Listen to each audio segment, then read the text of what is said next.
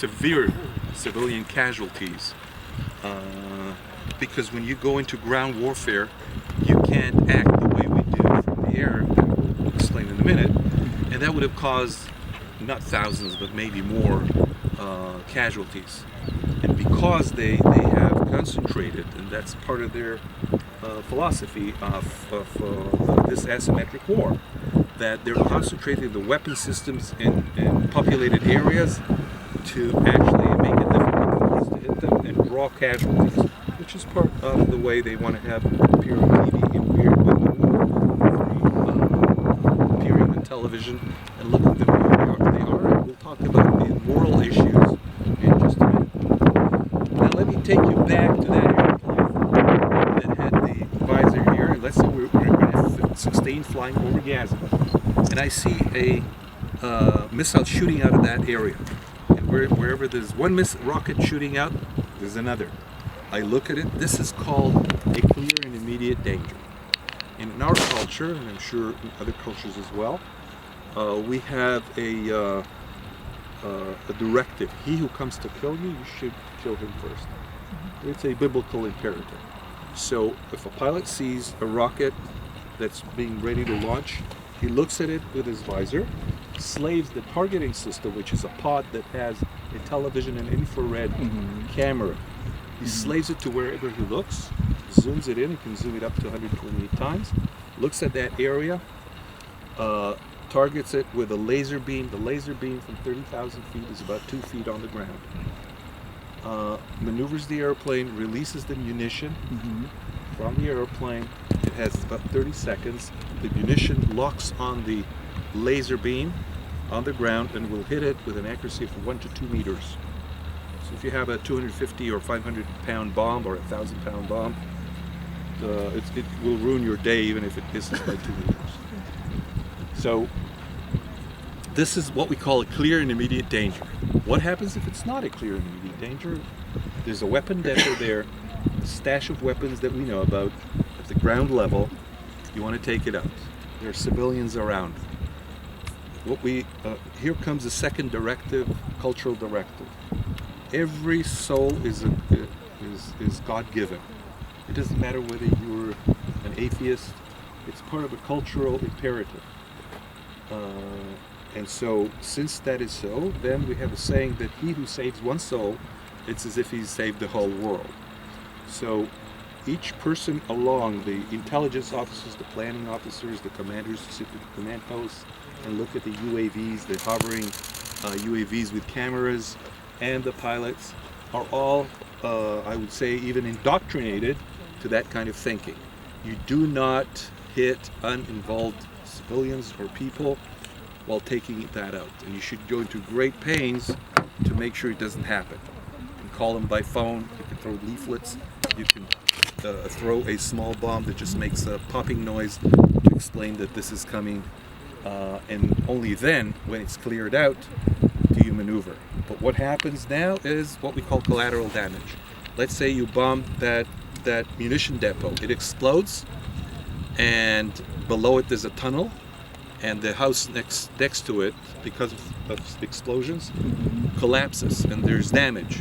This is something that when you're as an operator, you can't really know about this, and you can't be paralyzed by this. So you should go and you should plan to have 0 casualties, knowing that this is not always possible.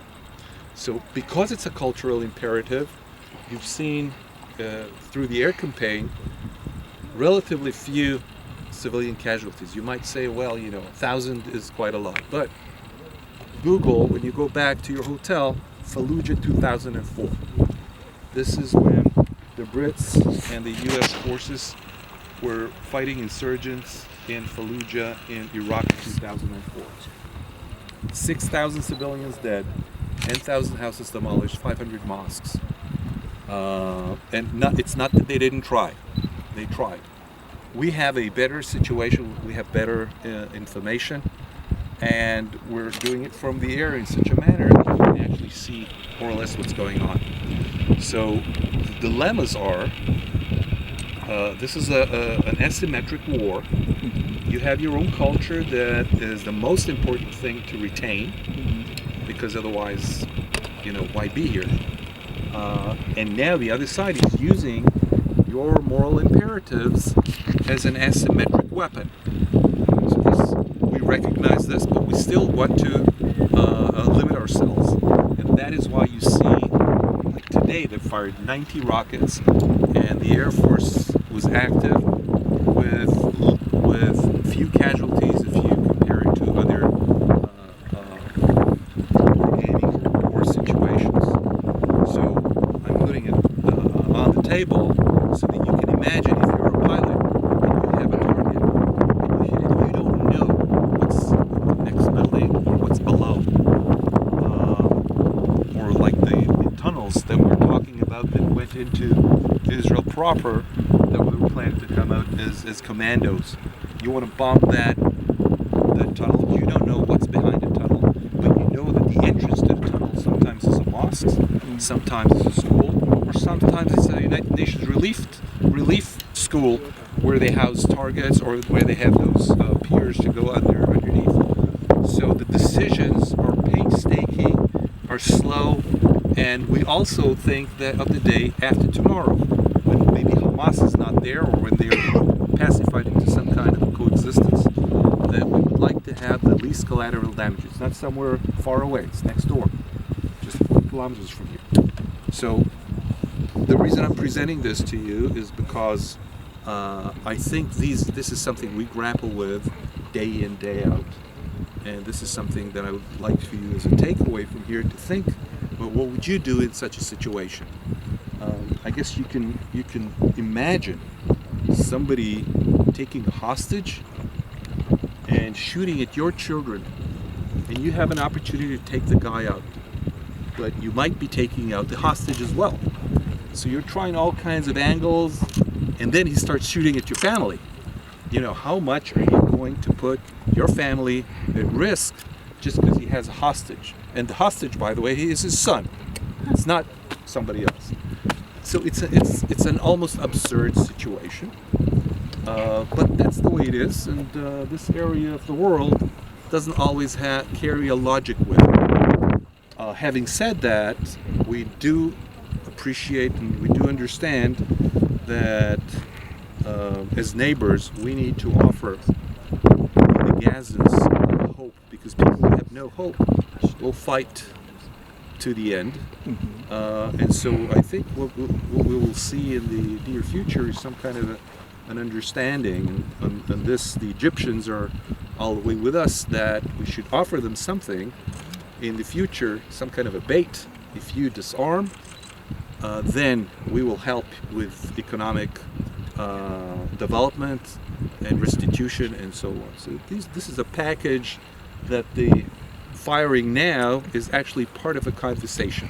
I know that the conversation when people shoot doesn't sound great, but it is part of a conversation. And let me quote a guy called Clausewitz. Anybody ever heard of this guy? He is considered to be the greatest military strategist. He lived around the beginning of the 19th century, and he wrote a book on war. And he wrote that diplomacy and an armed engagement are actually on a continuum. So this is part of it, and this part of the world, people really like this, going back and forth. But let me remind you, the First World War, probably 50 million people dead. Second World War, 100 million people dead. Before they understood that talking is better than shooting. In this conflict, the numbers are a lot smaller. Look at what happens with ISIS in northern Iraq, etc., to see the kind of interaction that goes on, and what happens if you can't defend yourself. A little personal note here. My great-grandfather came from Romania in 1895. My grandfather came from Yakutsk. Anybody know where Yakutsk is? It's the oldest city in Siberia, where the family was, the Russians at the time tried to have the Jews take out of Moscow in that area, put them in the coldest place in the world, That's where my grandfather came from. My father came here as a bar mitzvah present, 1935, when he was 13. He left Vilnius in Lithuania and came to live here. Never saw his family again. Everybody died in the Holocaust.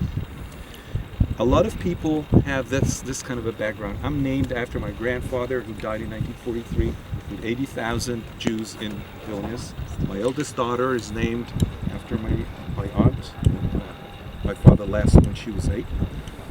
And I remember when my father was still alive, and he said, look, whatever it is that we do, like Groucho Marx said, I was rich, I was poor, rich is better.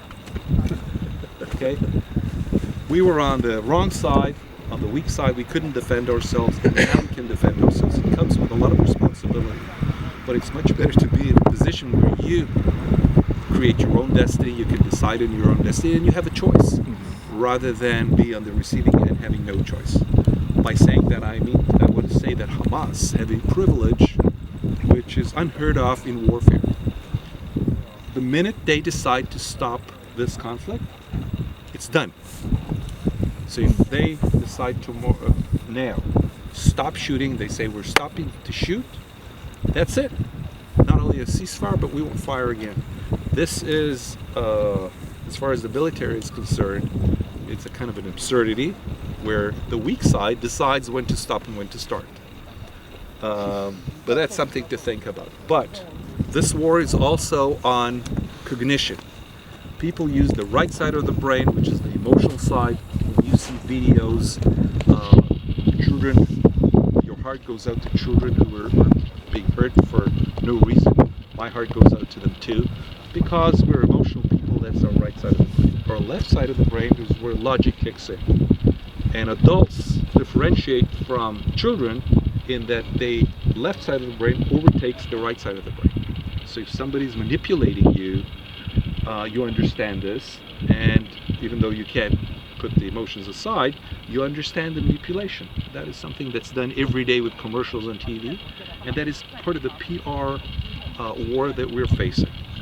So the fact that we should make sure that we hurt as little as possible is because part of the idea of morality and that civilians shouldn't be part of a war is part of a culture system and value system which is biblical and Talmudic that we adhere to. And I think it's part of the Western world's society and a lot of the Eastern world as well in understanding how these things go about. So in that sense, we have a responsibility, first of all, to ourselves, and second of all, to the people who've accepted our moral directives through the thousands of years that it's been around. So I try to give you a little wider scope into trying to analyze this conflict.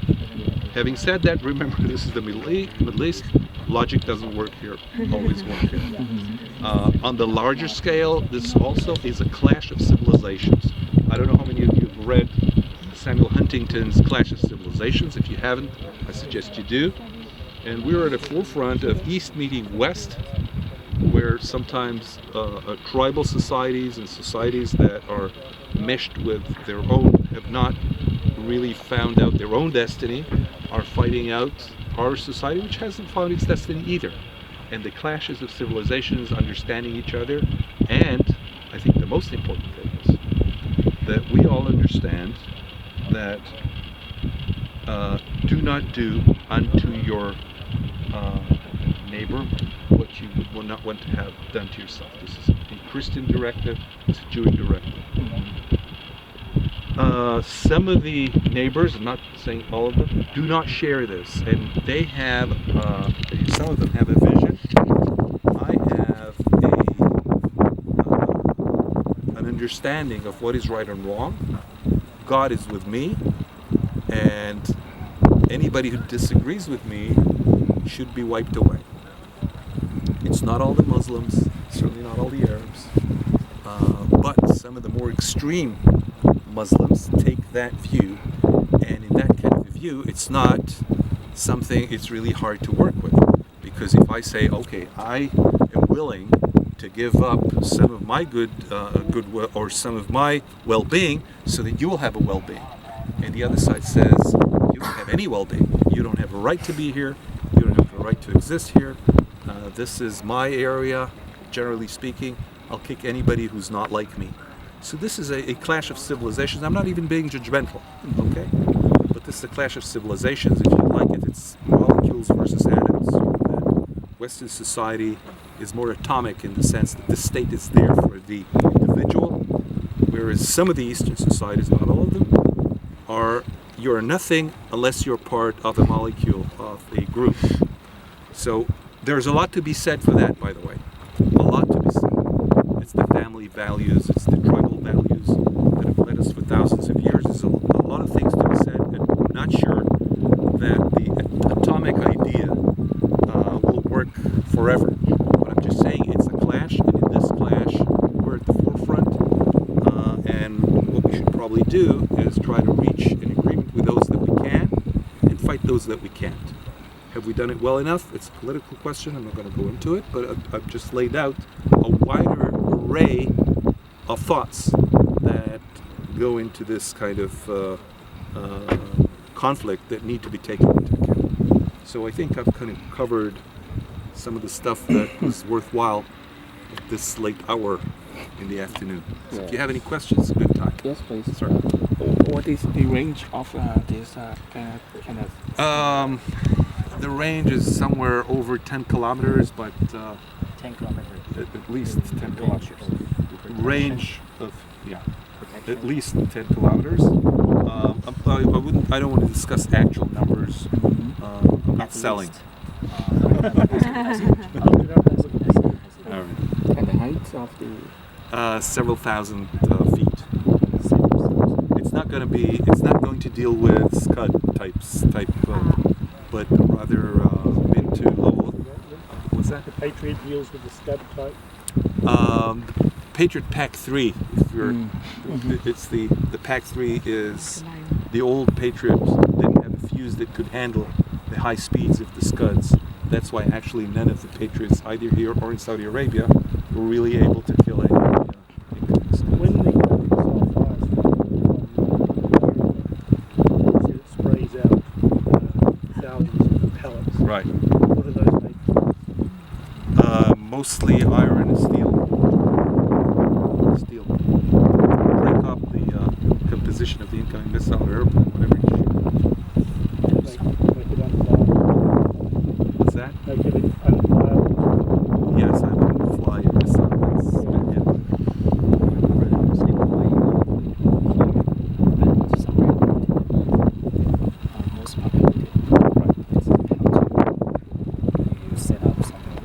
This is for Ashdod, Tel Aviv, Rishon.